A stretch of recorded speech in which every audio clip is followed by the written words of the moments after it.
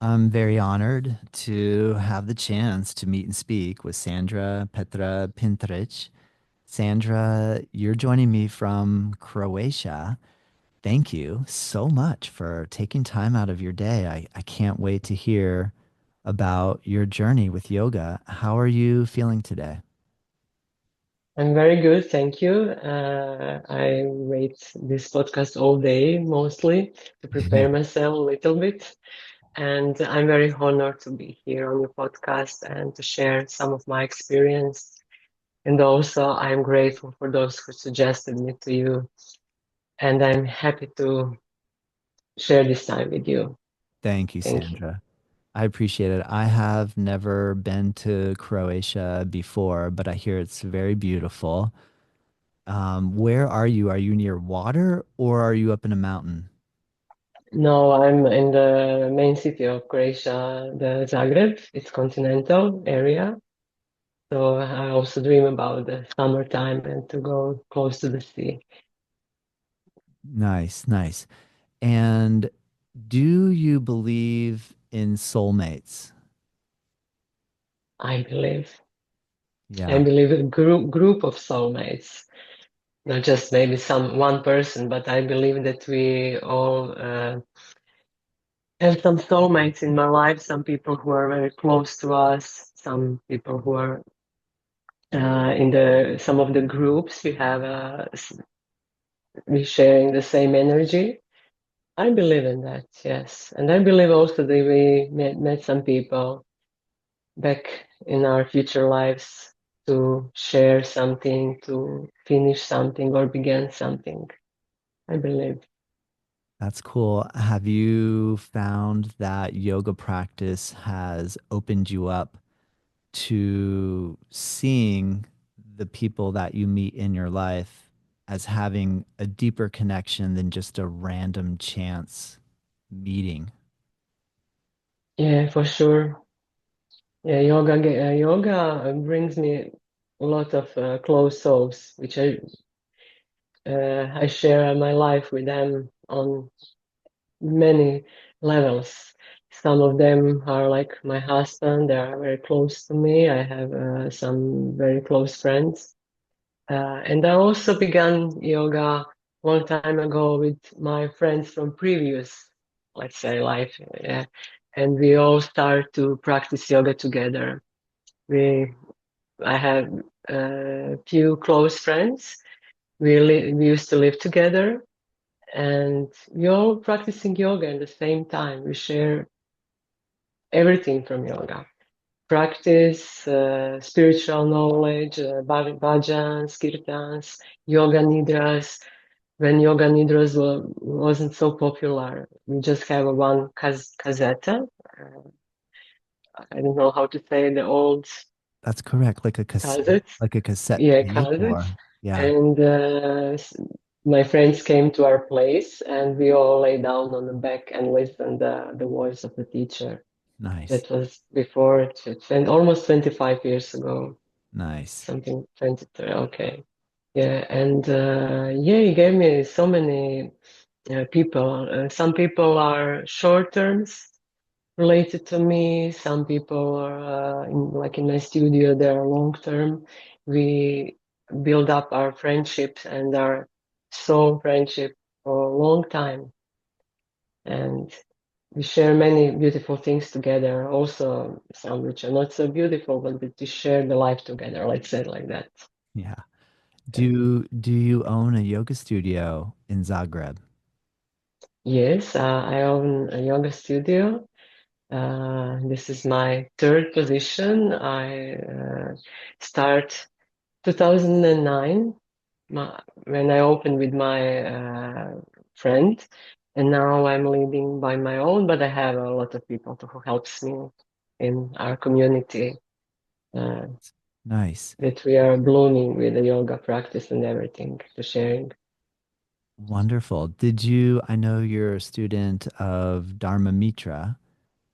When did you first practice with Dharma?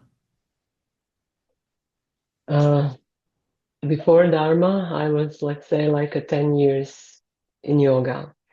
and I wanted to find a teacher to progress in my yoga practice. I finished the 200. I wanted to find some teacher to give me more knowledge. And I explore a little bit. And I remember it was 2010, and I saw a picture of Sri Dharma Mitra, very humble, full of bliss in his eyes. And I was very curious who this man is, who this teacher is. And then I saw that he's in New York. Uh, I thought maybe New York is too far away from us, but somehow I decided to go on his teacher training, 200 and 500, and that was my first meeting with him. And my first impression was so high that I immediately I felt in my heart that this is my teacher. Sometimes we are wrong, but I truly believe and felt him in my heart very deeply, like I saw in his picture, and that was my first time I saw him in New York, 2000. In the beginning, I remember it's a January in 2011. Nice. Yeah. Nice.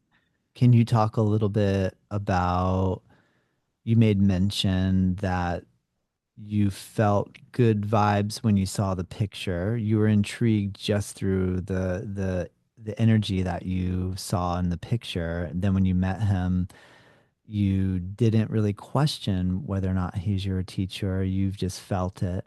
Can you talk a little more about what that is like?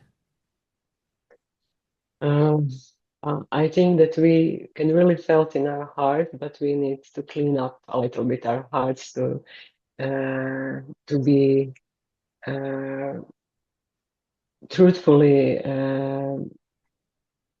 believe that is the right person for us. Sometimes we have mistake, but I don't care about mistake. Okay, I try to follow my heart, and if I mistake, okay, so what? We are move forward. But I believe in my feelings. I believe in my intuition. But if I came to the deep state of consciousness, through the meditation, through the humble way of view things, then you got some answers, and then you got some light to show you the way, to show you the way, the people, Uh, if I go deeper, then I felt my intuition much better. Nice. Do you have a way of tapping into your intuition or a way of explaining maybe to those of us that are wanting to deepen our intuition? Do you have some strategy or advice of how to develop intuition? Yes, it's so many strategies I tried before, and even before yoga, I was so much in the esoteric way of see to explore through that area.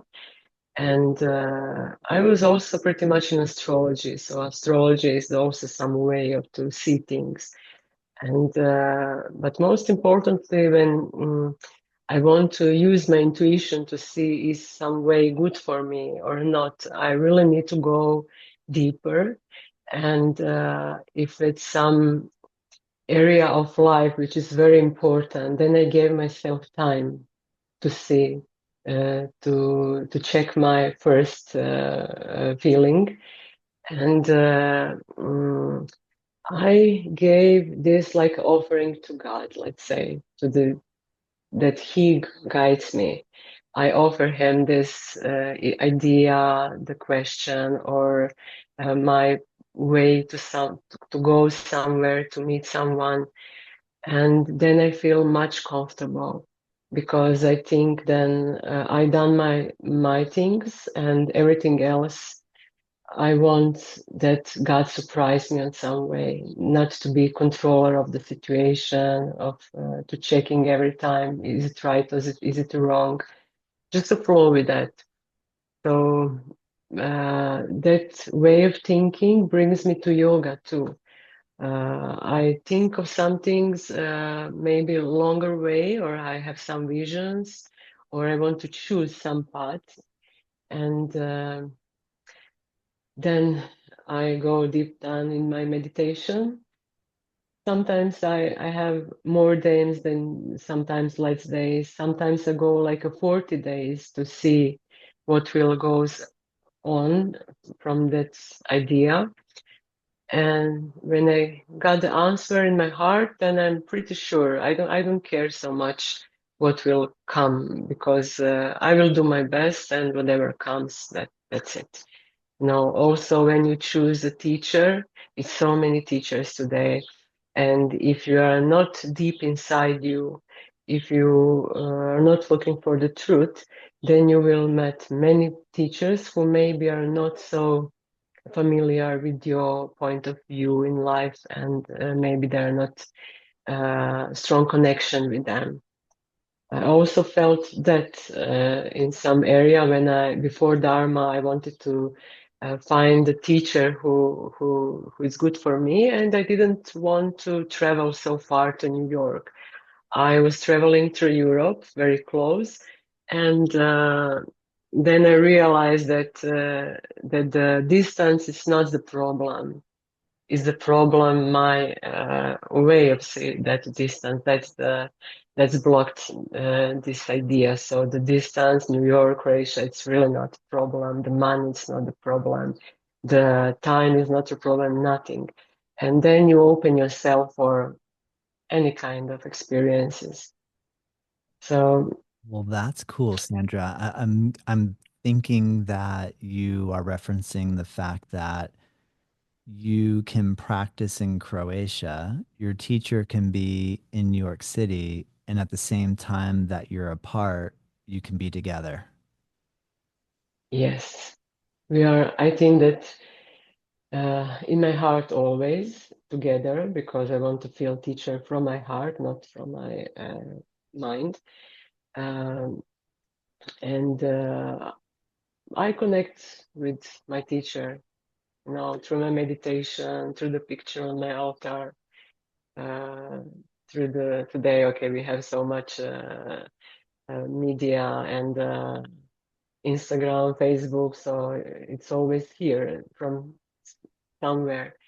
But deep inside, what is most important for me, it's my feeling for the teacher. Not just that I have a teacher. I don't care for that. It's my feeling, my connection, my true connection with him.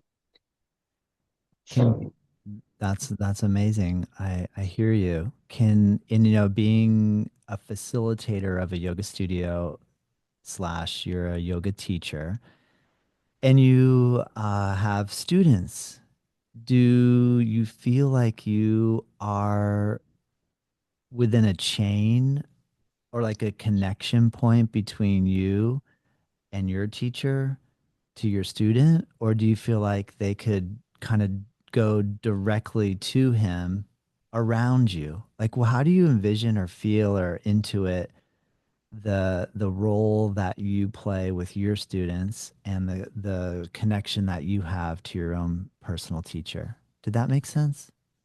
yeah, yeah.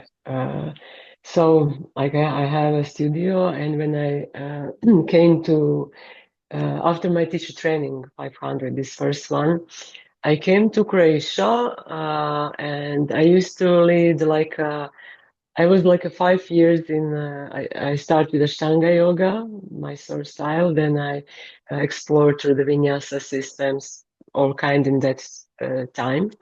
That was not so much vinyasas. And that time we have like a power vinyasa, vinyasa flow, geomukti yoga. I don't know, some this kind of yoga practice. And in the Croatia was very strong Ashtanga community. And I came with Dharma Yoga. And also I changed my practice. And I came because I shared the studio with the Ashtangis, and I came like from the space, like from the universe, come with the Dharma Yoga from nowhere. And everything was different, different side with the leg, different structure of the class, different point of view of the asanas, outer drishti, inner drishti, many things. And it was a little bit confusing for the regular classes, but somehow I I, I was never so much in that I have problems with that. I just want to serve and to share my experience with Dharma yoga and Dharma as a teacher. And I don't know, I had a smile and just go through all that. And In the beginning, I was alone, like for many years, like maybe for a few 5 years, I was alone in the like one teacher in the Croatia, and uh, the students, I was like a bridge for them because they didn't know nothing about Dharma Mitra. Dharma, it's not so on the exposing himself on the media. They even don't have how the practice looks like. We in that time we had just like a few videos on YouTube, and it was like a mystery what Dharma Yoga is.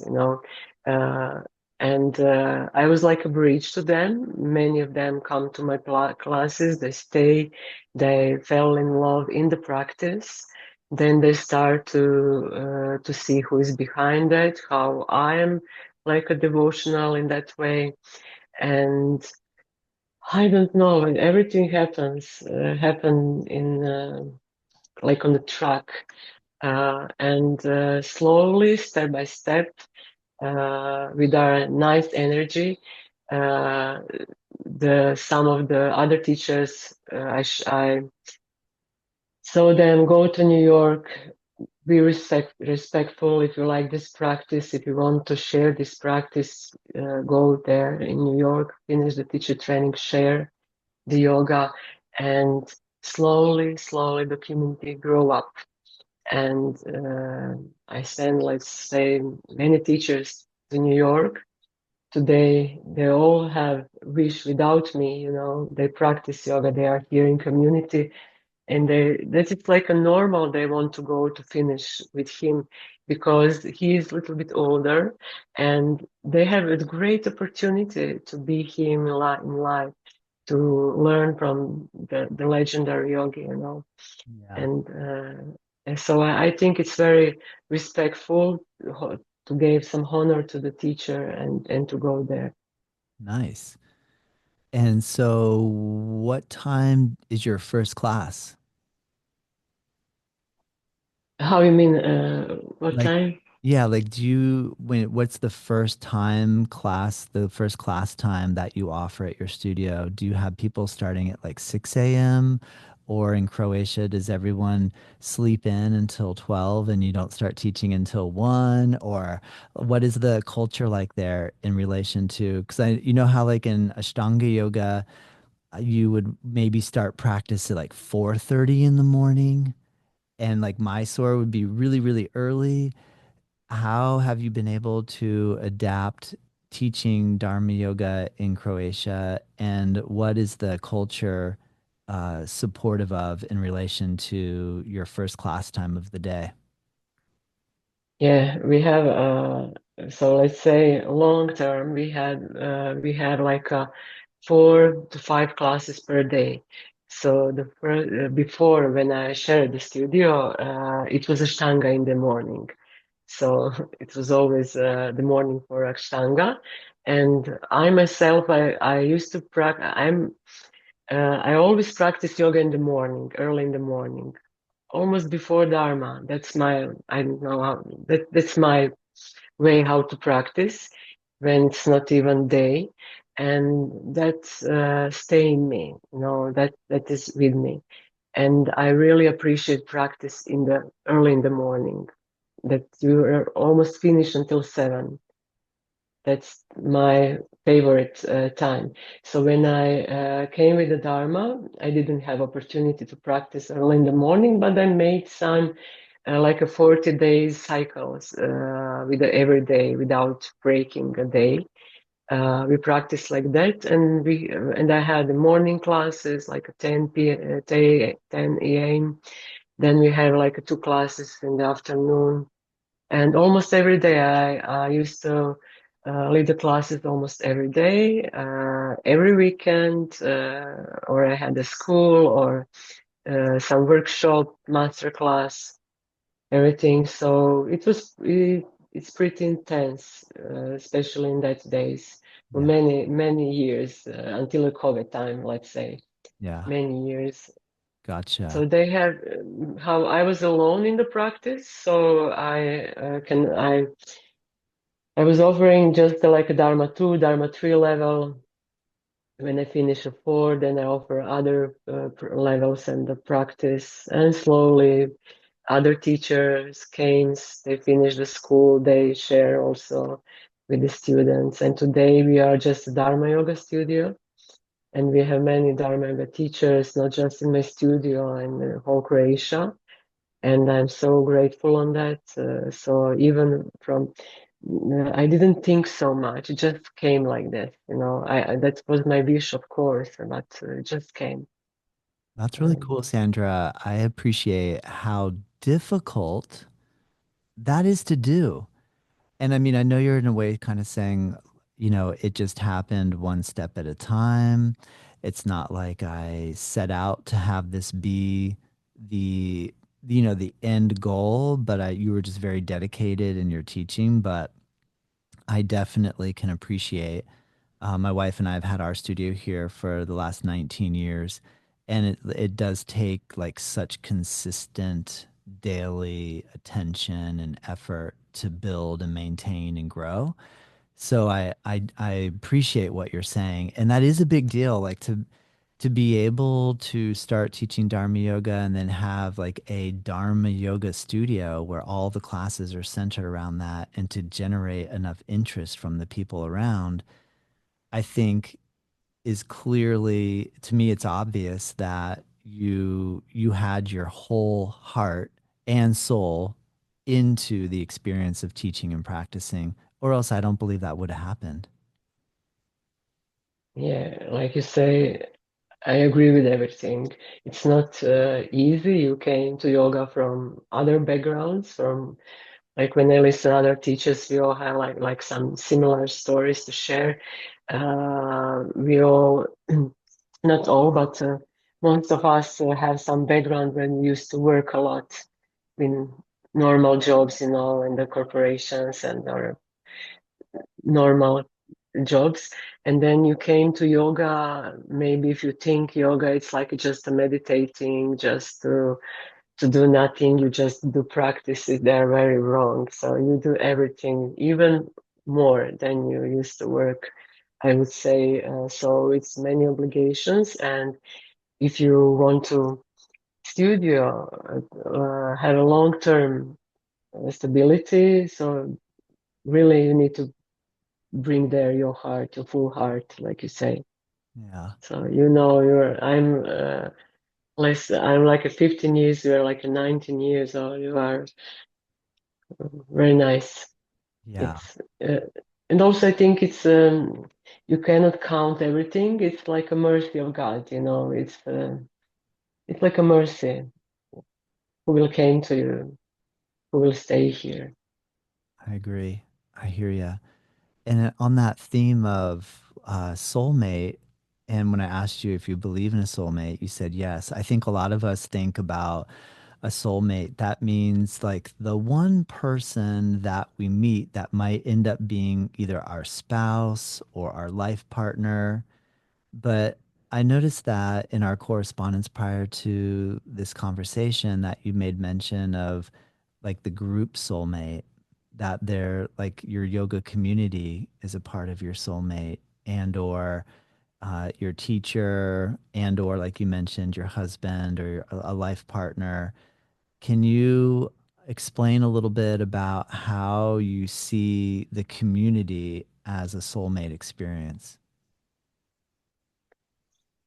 I think that we all have like a attraction to the people who are similar like us, or in some years we have similar interest in yoga. We have also similar path. So I learned that from the, I don't know, it's like American Indians or before yoga, that is a group. There exists like a group of the soulmates, so soul groups, and we meet each other in each lifetime. So that was like a romantic idea in my head, but that romantic idea stay in my head, and I like to see that way, because I want to see other people like souls. I try to see them like a souls, not on the material level of our mind, you know.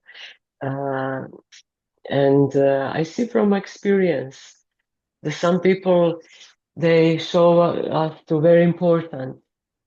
Sometimes they save us, you know.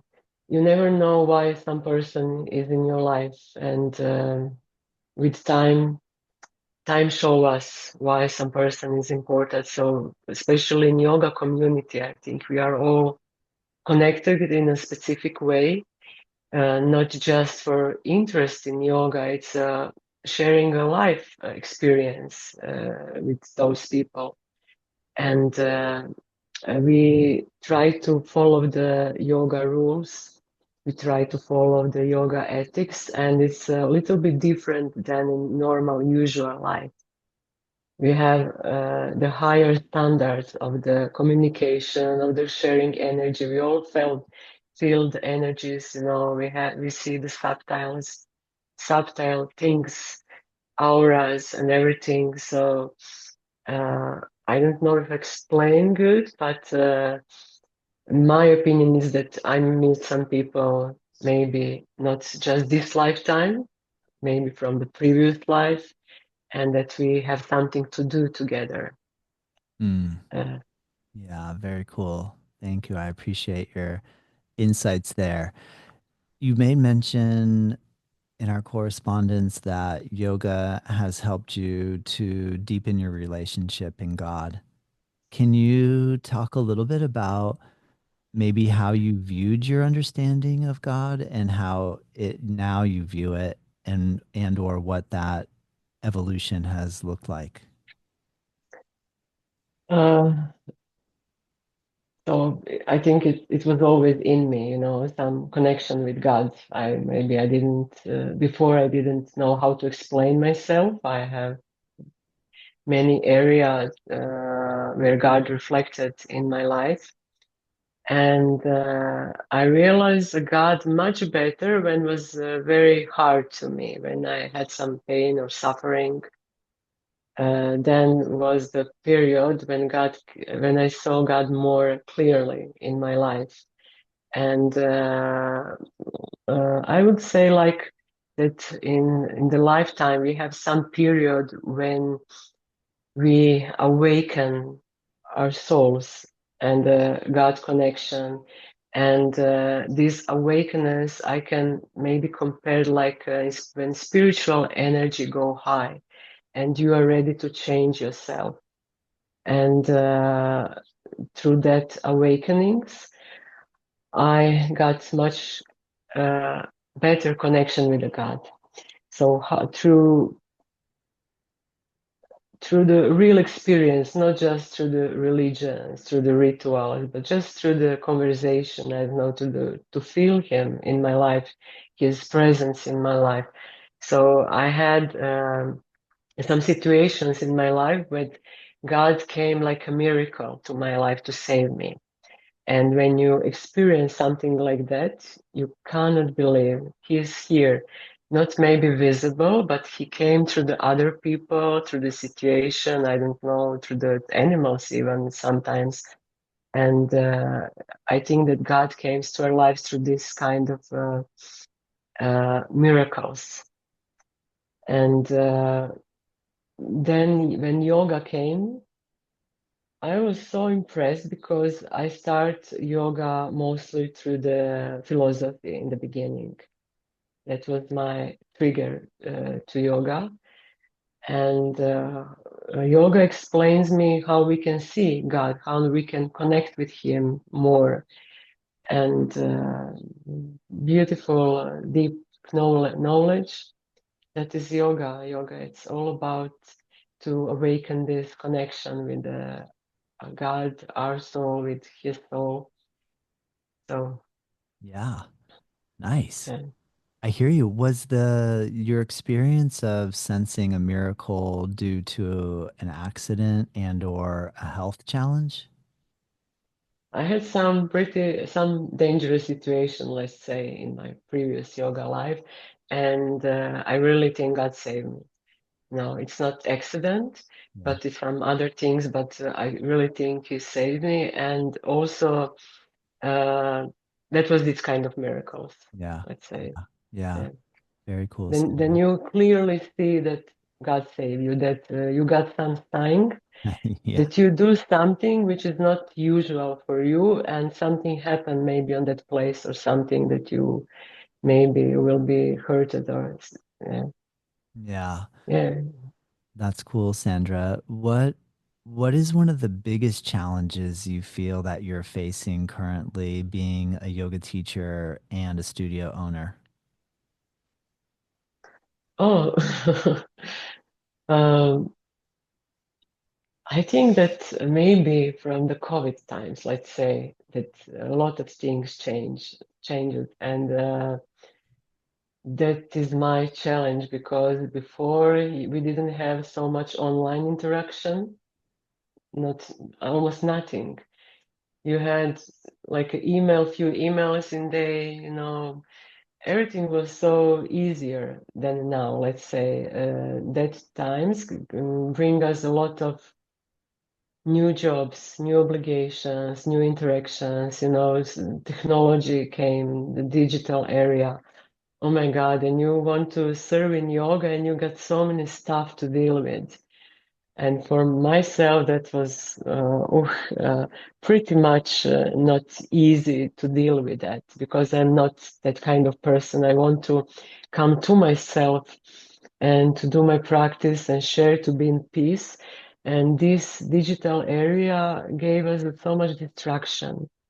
So you need to be everywhere to be visible. Before people just came, just came somehow. Do you have a website? And that was the main tool for the present yourself to other people. So I can say this is the main stressful area in my life to deal with. So second, maybe that the people change the mindset. So everything came easily. Before, if you want to go to the yoga class, you need to go to studio. You need to sacrifice your time, your travel. You know, Today everything is here. It's like so easy to come to the yoga class. You have uh, everywhere. It's offering everywhere. So the students, I would say, maybe I see this little bit of laziness in the, you know, to come real to see teacher to practice the real yoga in the real time with the real teacher. Otherwise, also I think it's a blessing somehow because I have opportunity to practice with my teacher online, who is in New York. So I think this is the huge gift in my life. Yeah. When I have time, I do my best because we are not in the same time, and I'm leading the classes in the time when he have classes. But that is like a blessing. But people who are in your area, I think that here I see a little bit laziness, because I think that yoga is sacrifice on some point of view, and it's going out of your comfort zone. And I'm still thinking that the teacher is very important, not just that you have two blocks away, the yoga studio. I think that we all need to have connection with the teacher, with the yoga, which we're practicing. So let's say this online era is for me the huge stress sometimes, Yeah. much more obligations. Yeah. I'm going to agree with you, Sandra, for sure.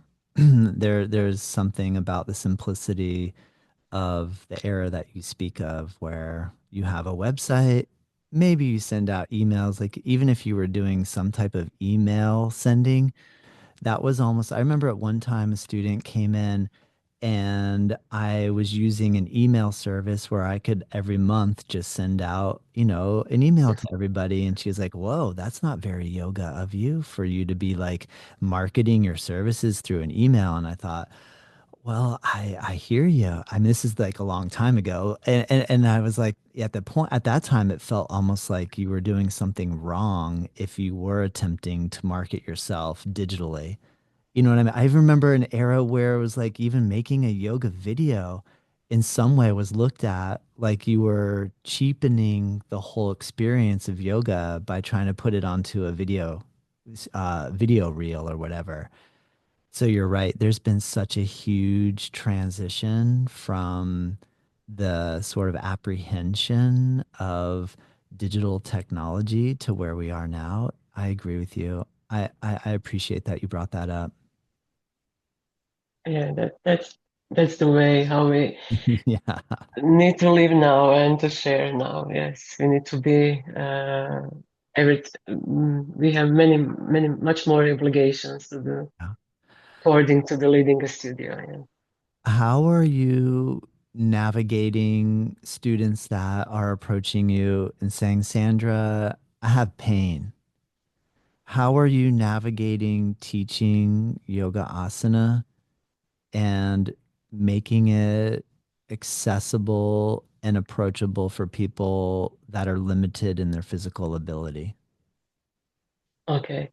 So first of all, I think that when we came to yoga, that yoga, when you start to practice yoga, that yoga bring everything what is in the body and mind out.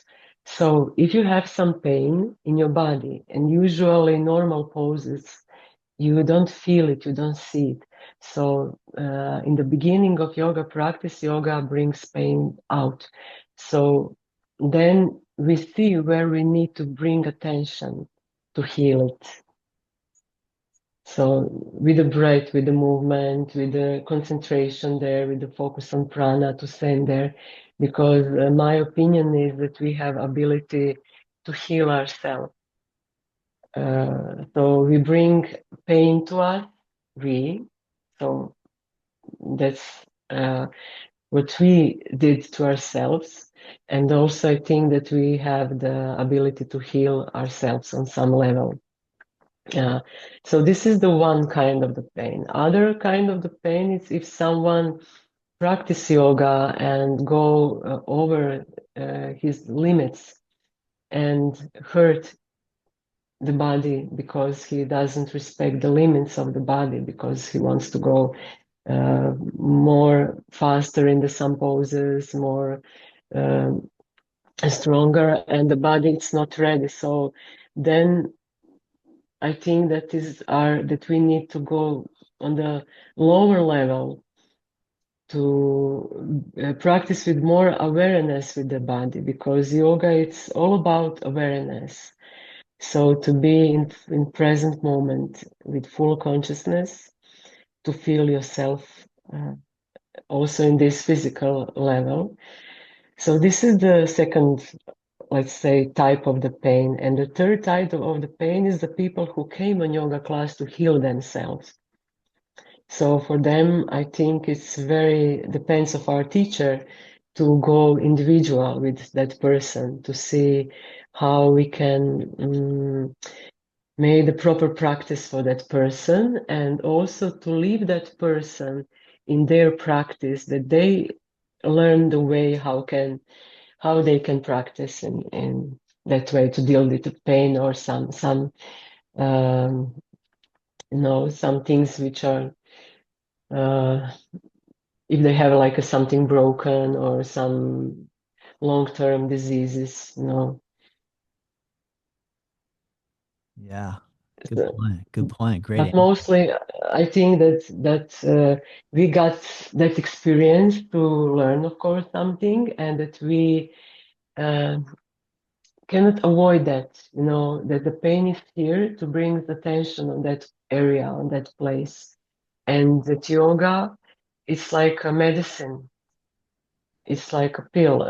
It's a medicine for the body and of course mind, the spirit, but also for the body because the body, it's a reflection of our emotions, of our mindset. Our blood, it's full of our emotions.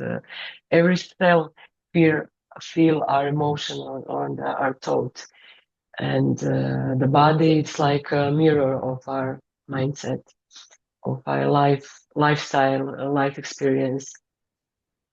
Yes. Nice, Sandra. I hear ya. How many classes a day are you currently teaching? You had made mention that in the past you held a very busy schedule every single day on the weekends, 4 classes a day. Do you balance that differently now, or are you still just as active? Yeah, I balance it differently now. I'm still leading classes almost every day. I have like 4 classes regular every day, but then I have like a weekend, some weekend schedule, or I offering something else. But now I have many students, many teachers, Dharma teachers. So I need to share space for them, that they build up that teachers sharing and leading the classes. So now it's a little bit easier to me, let's say. I have many other obligations according to this, to leading the studio. But also I have some private clients, and most like it's 2 classes per two, not every day, but 2 classes, let's say. I combine that. Uh, That's cool. How would you relate yoga culture in Croatia to yoga culture in New York? oh, it's it's a different, yeah. It's a different. All right.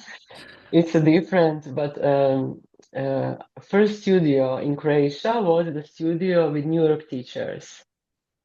The Interesting. first, like this kind with many styles, yoga studio.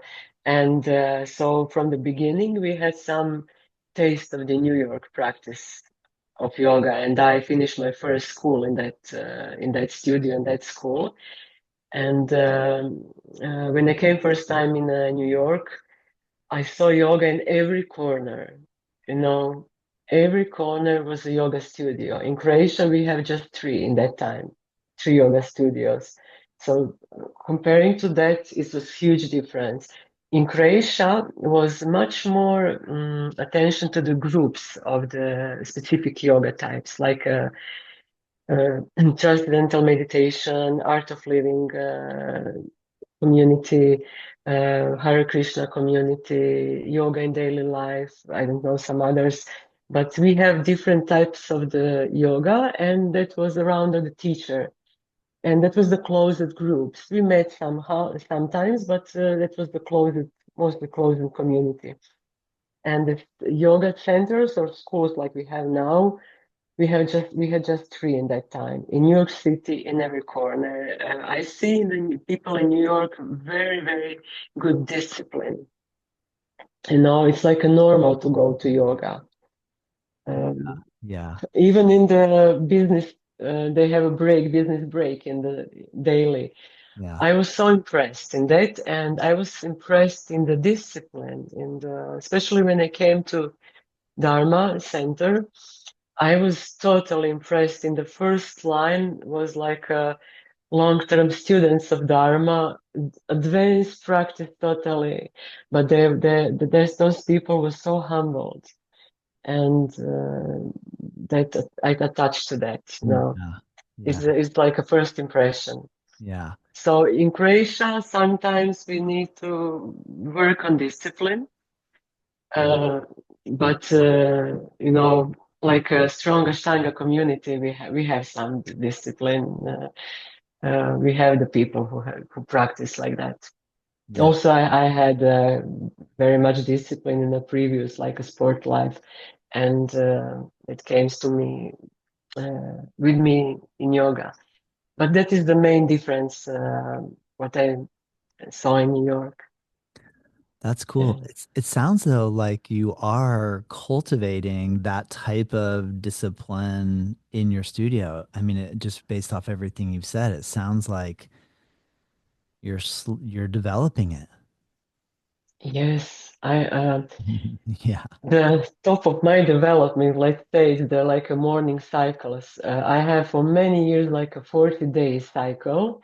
Every morning, like 6:30 in the morning, like for 2 hours, and that was my way to express the discipline because I think the yoga it's first of all discipline, and whatever you learn if you don't practice, it's nothing. And maybe people through me saw that style of the practice. But from the beginning, we have, like I say, very strong morning community and discipline, and that is our way of teaching. Still today, I'm leading the every like a two times or 3 times per year. I'm leading the morning cycles, and it's a strong discipline. We do everything in 2 hours. We do a lot, Yeah. and Yeah. that's like a reflection. Yeah. That's cool, Sandra. Are you blending in mantra and meditation and asana practice and pranayama? Are you weaving all of these multifaceted aspects of yoga into each class? In the regular class, I don't have enough time. Yeah. So I just do a little bit of pranayama, short relaxation, because classes are shorter than before. And but then I have some workshops specific. I have like some online courses or courses in live where I go with a higher level of practice, like meditation, concentration, I don't know, some psychic things. Uh, and also through my teacher training, 500, I incorporate all that.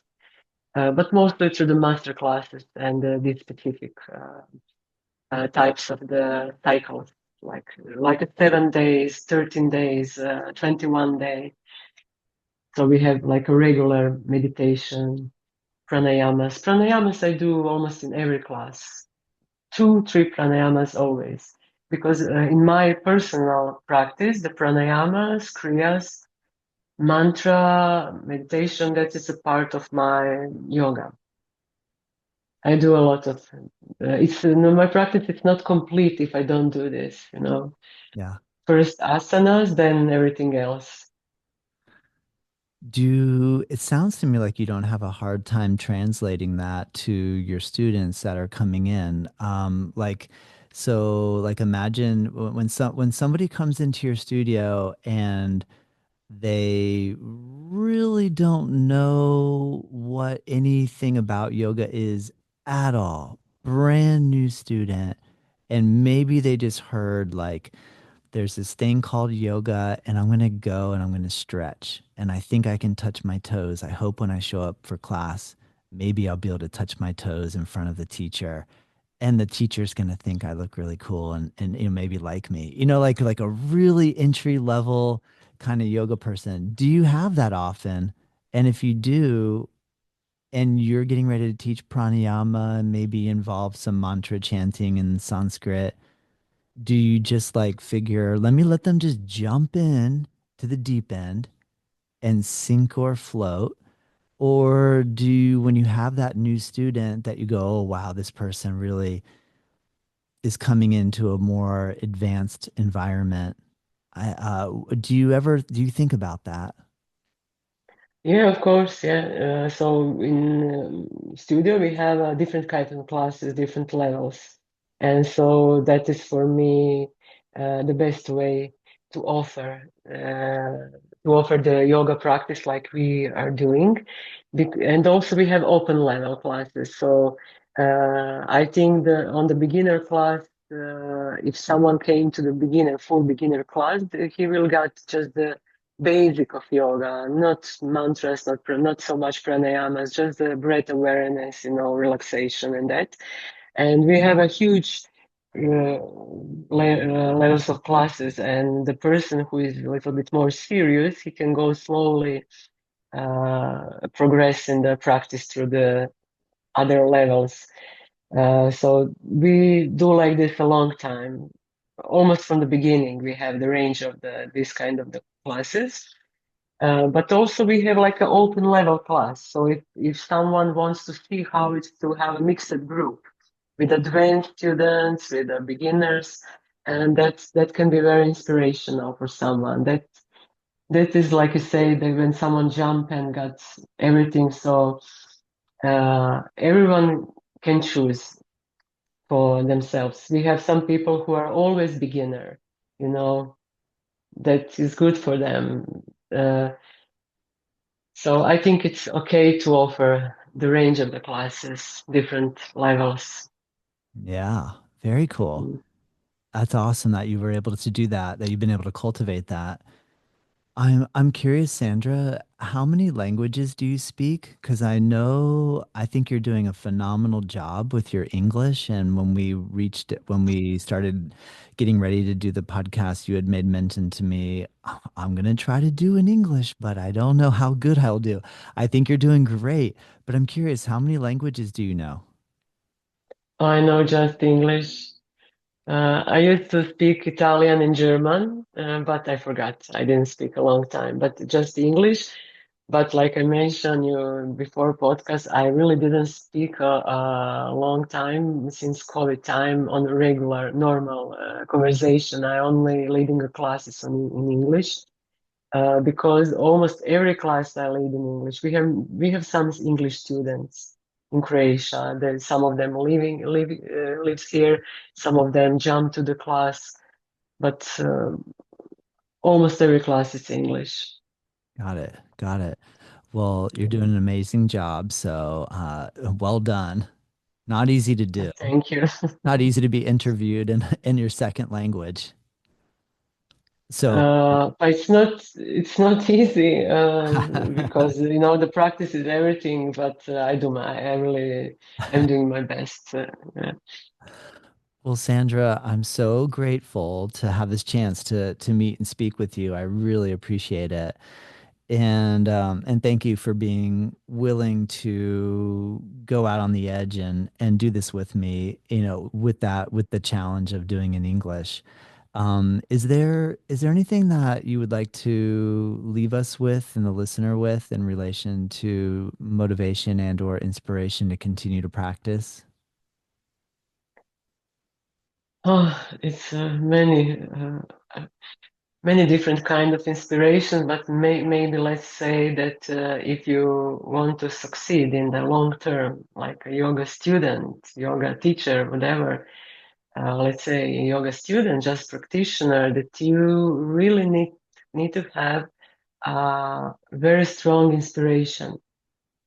So, because if you lose inspiration, you lose everything. You don't have enthusiasm more to do the practice because yoga practice is like ups and downs, It's different on the beginning, different. You evolve through the yoga practice, you change through that, but you need to keep the strong discipline. You need to have, let's say, almost the same practice, just upgrade with the time and the really clear inspiration, what leads you on the path of the yoga. And if your inspiration is a spiritual way, targeting that way, then you will succeed. You will you will keep yoga in your life, because it's not easy. We have so many distractions from the outside world that it's not easy to be on the yoga path. But I think it's the most beautiful way to transform ourselves. and to transform our mindset, transform our health, and also that we transform our relationship with the divine connection. And if you have a teacher who is still lives in this earth, this is the really huge blessing. So be with that teacher, share your time with him on with your possibilities, and also don't wait to become perfect to share the knowledge. So let's say fix yourself a little bit, be happy with yourself and share it. So it's many people outside who are suffering still, and I think that uh, our service like a teachers is a huge blessing to help others. You forgot on yourself, and you just go through that. That's your like a mission. That's your mission in your life, and that it's a beautiful mission to be on that way. Mm. Don't be afraid. Just go. Don't worry. Just do yourself. Do your heart, and everything will be okay. So, but first fix yourself a little bit. So we are not fixed even this lifetime, but do your best. Yeah, don't wait to become perfect to serve. Yeah. Yes. Yeah. Oh, beautiful, Sandra. Thank you so much. I really appreciate it. I enjoyed hearing about your yoga journey. Thank you for sharing it with us. I'm honored to have this opportunity, and thank you, Pam and Andrew, for the introduction. And Yes, I, very much. yeah, they spoke so highly of you, and Andrew was so excited when we got a chance to connect. So I really appreciate them, and I am thankful for this opportunity, and I hope I get a chance to visit Croatia one day. Oh, you are invited. So And same here. If you ever it's come to Florida, please come see us. oh yeah, who knows? Maybe I plan to go to New York finally after like a COVID time, and before that I was almost every year in New York for 10 years, and I'm very glad that you invited me and for Pam and Andrew to suggest me, and I I hope that we will have opportunity to share some experience at some global event one day. That we all from every kind of yoga that we I don't know meet each other or some event, some festival or something like that Yes, to share live. I agree, Sandra. I like that word. Thank you very much, yeah, Thank for you. inviting me. I'm really honored to share Thank you, Sandra. time with you. Thank you. Thank you.